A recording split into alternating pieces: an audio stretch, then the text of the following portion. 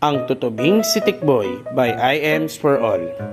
Si Tikboy ang pinakamapaglarong tutubi sa buong kaparangan. Kulay asul ang kanyang katawan at ang mga pakpak niya ay parang dalawang manipis na kristal na kumikislap sa araw. Hindi siya mahilig sa mga seryosong bagay. Ang gusto niya lang ay lumipad, maglaro at habulin ang mga paru-paro. Isang araw, habang naglalaro si Tikboy malapit sa isang batis, nakita niya ang kanyang kaibigan na si Pong Pagong na mukhang nalulungkot. Nakita ni Tikboy na may malaking dahon nakatabon sa isang maliit na bulaklak. "Bakit ka malungkot, kaibigan Pong Pagong?"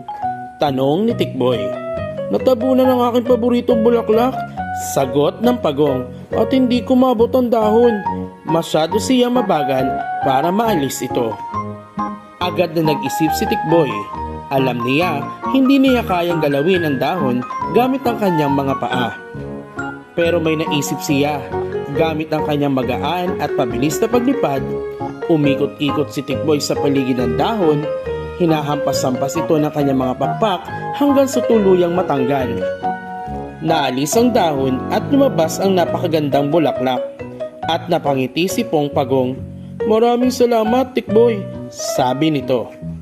Masayang lumipad palayo si Tikboy at natuklasan niya na mas masaya pala ang tumulong sa iba kaysa sa puro paglalaro. At mula noon, habang patuloy pa rin siyang naglalaro, lagi na siyang handang tumulong sa mga nangangailangan, lalo na sa mga kaibigan niya sa kaparangan.